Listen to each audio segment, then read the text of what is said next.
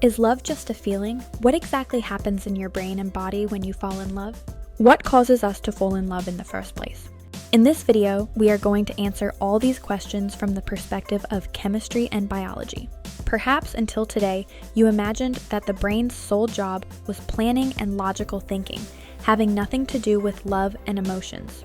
However, scientists have managed to place love under the laboratory microscope, studying every tiny and significant event that occurs within the body of a person in love. While we all feel love in our hearts, because our heart races, we cannot feel what is happening inside our brains. Before brain imaging machines, we didn't know what was happening.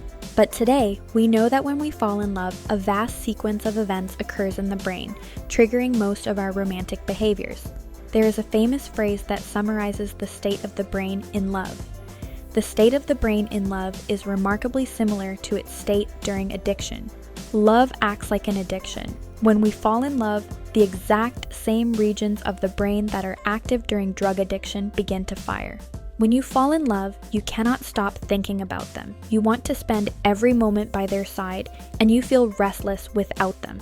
This happens because of a region called the Ventral Tegmental Area. Despite its complex name, its function is primal. It is responsible for reward and arousal. In fact, it is because of this reward system that you become addicted. It is responsible for releasing dopamine, creating an intense sense of pleasure. You experience something that triggers dopamine, you feel good, you want more, and the cycle continues. But love is more than just dopamine. It is a total hormonal revolution. Several key hormones wake up from their slumber when love begins to grow. First is oxytocin, the love hormone. This powerful neurotransmitter plays a crucial role in forming relationships, trust, and empathy. When we hug or kiss, its intensity spikes, creating a deep bond. Dopamine controls the reward system. It motivates us to take action. In the initial infatuation stage, dopamine levels are extremely high. Estrogen and testosterone drive the biological attraction between the sexes and aid in the survival of the human species. Interestingly, serotonin levels decrease when you fall in love.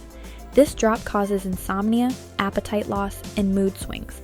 This decrease leads to increased obsessive thinking, a state where you cannot stop thinking about the other person day and night. Adrenaline and cortisol cause the physical spark, the racing heart, sweaty palms, and flushed cheeks, giving you doubled energy. When you are rejected, your brain also reacts. MRI scans of heartbroken individuals show that emotional rejection actually fans the flames of love.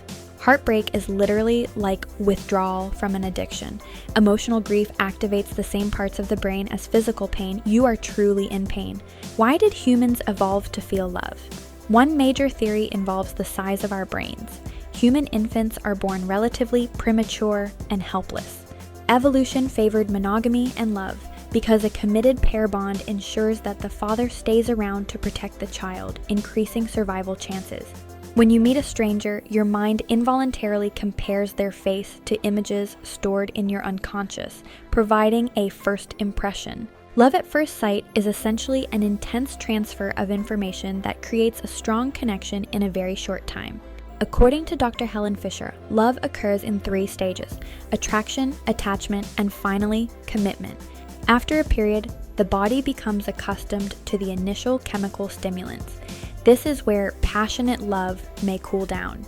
At this stage, the brain produces endorphins, which act more like morphine than stimulants, providing a sense of security and peace. So, is love real?